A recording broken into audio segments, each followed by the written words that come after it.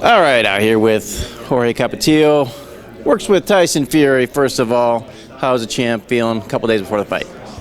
He's looking great. He's sharp and ready to go. All right, well, a lot of people comparing Otto Wallin to last fight opponent, Schwartz, a couple months ago.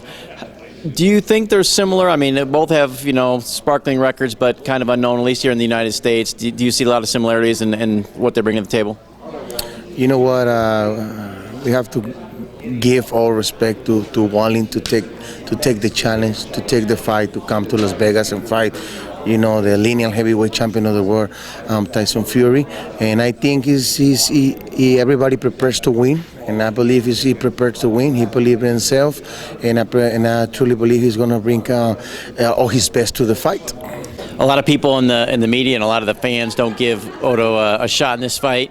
Tyson says he treats everybody, like they're the greatest fighter in the world, but how do you make sure that he actually does believe that, that he's not taking this guy lightly as he looks for, quote-unquote, bigger fights down the road?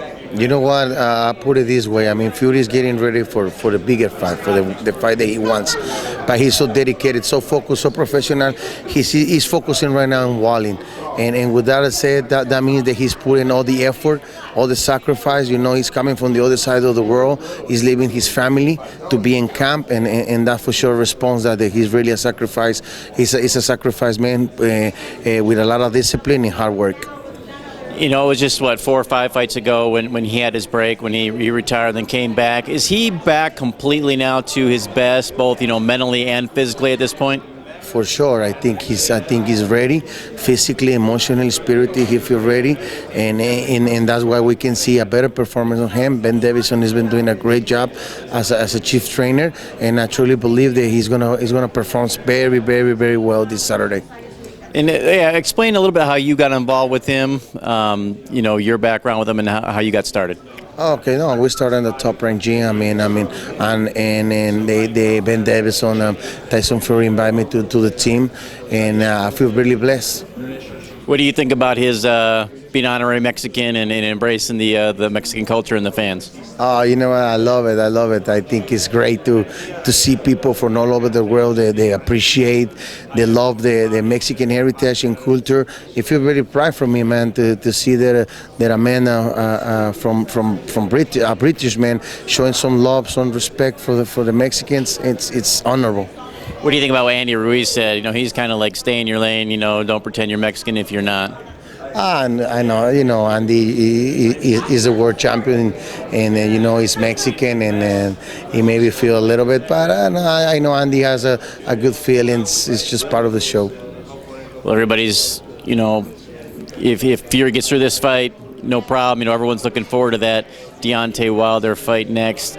Is that something that's weighing big on his mind? And is it hard for him to focus on a fight like this, knowing that, a massive fight like that's possibly down the road next? No, you know what? Let me tell you this. Every fighter looking for the bigger fights, for the bigger opportunities, the bigger paydays, and of course he's expecting to perform well, to get a better fight in the rematch with Wilder.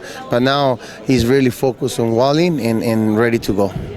The majority of people think that he won that fight with Wilder. How did that, obviously he didn't have a problem his last fight out, but how did that affect him emotionally? I'm sure he thought he won the fight, so how did he handle that? Does it make him more hungry to get that fight and to win next time more convincingly?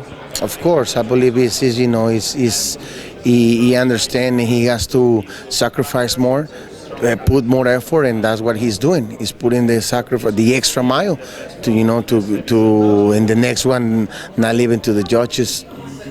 All right, then just finally, besides obviously getting his hand raised in victory, what do you want to see out of Tyson on Saturday night that will show that he did everything he's supposed to do in this fight?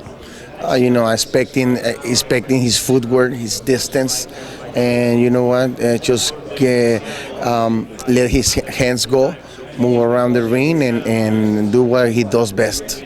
All right, well, thanks a lot, and best of luck Saturday night. Thank you.